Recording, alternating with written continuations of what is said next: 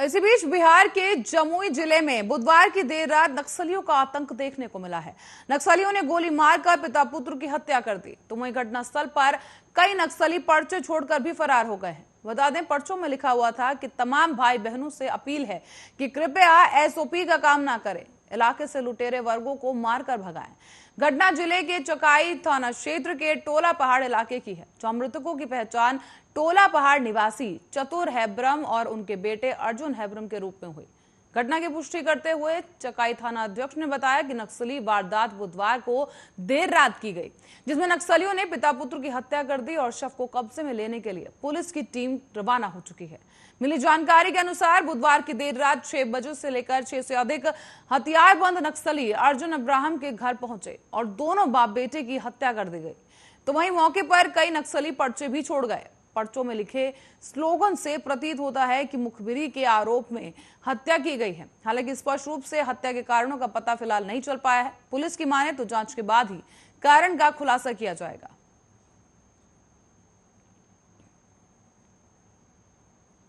और बगहा के दीनदयाल नगर पर दियारा जाने के दौरान एक नाव डूब गई है। इससे स्थानीय लोगों में घबराहट और डर का माहौल है। तो वहीं नाव पर सवार करीब 30 लोग आज सुबह तकरीबन 8:30 बजे निकले थे और बगहा से दियारा जाने के लिए नाव खुलने के थोड़ी देर बाद ही नदी के बीच में नाव पहुंच गई और इस दौरान भंवर में फंसने से नाव पलट गई। इस दौरान 11 लोगों को रेस्क्यू कर लिया गया। तो वहीं नाव पर कई भैंसें भी लदी हुई थी और बीच नदी में जाने पर भैंस इधर उधर होने लगी। उससे उफनती नदी में नाव का बैलेंस बिगड़ गया, जिससे नाव बीच नदी के भंवर में फंस गई। नाव पलटने के बाद करीब 5 लोग तैरकर बाहर निकल आए। तो वहीं स्थानीय नाविक रेस्क्यू अभियान चलाने लगे।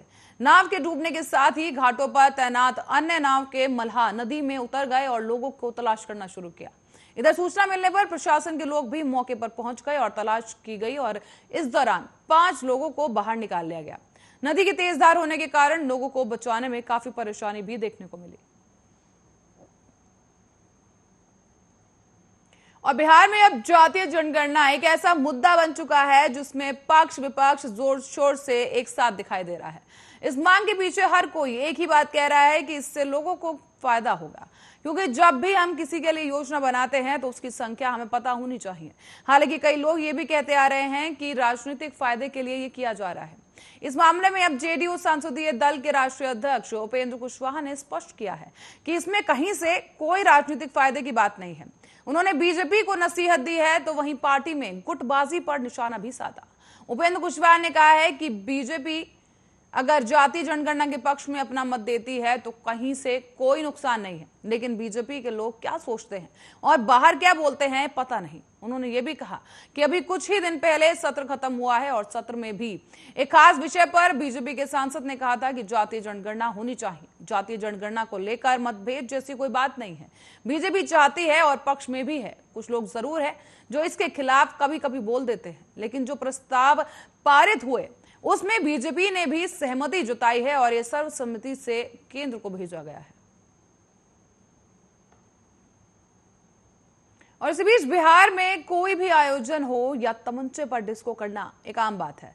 शादी, पूजा, ऑर्केस्ट्रा, हर तरह के आयोजन में बार बालाओं के डांस के साथ ही पिस्टल लहराने का वीडियो अक्सर वायरल होता रहा।